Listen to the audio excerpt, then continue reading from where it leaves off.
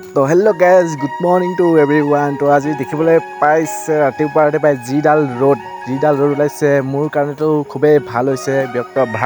ভাল মানে এই কাৰণে মোক ইমানে ভাল লাগিছে মানে ৰ'দটো, যি মানে আমাৰ অসমৰ শিৱসাগৰত যিটো গতি হৈ আছে, মানে একদম পূৰা পানী বানপানী।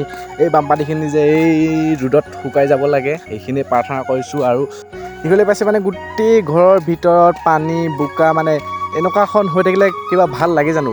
মানে ইমান ধুনীয়াকৈ এখন ঘৰ সাজি লোৱা, ঘৰখন ইমান ধুনীয়াকৈ গোটেই বোকা পানীয়ে ভৰি গৈছে, মানে কি হৈ গ'ল ইমান তৎক্ষণাত কোনো একো গমেই নাপালে। আৰু এইখিনি একদম আৰু যেন এনেকুৱা নহয়, আৰু ভালে যে ভাল হওক। আৰুতো বাকীটো ক'বতো কথাই নাই, কি বস্তু কোনে হেৰুৱালে, কি কাৰোবাৰ প্ৰাণ গৈছে, কাৰোবাৰ জান গৈছে, আৰু একদম বিভিন্ন ধৰণৰ বস্তু সামগ্ৰীবিলাক ঘৰৰ মানে গোটেই পৰিৱেশ বেয়া হৈ গৈছে। মানে সেই পৰিৱেশখিনি যে ভাল হৈ যাওক।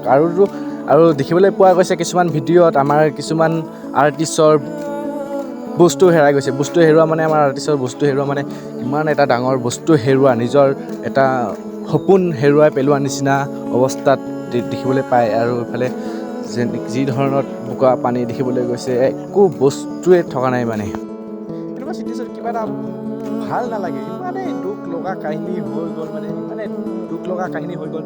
এই তৎক্ষণাত আপোনালোকে দেখিবলৈ মানে চালেই কিবা এটা চকুৰ পৰা পানী ওলাই যোৱা এটা দৃশ্য হৈ আছে অসমত।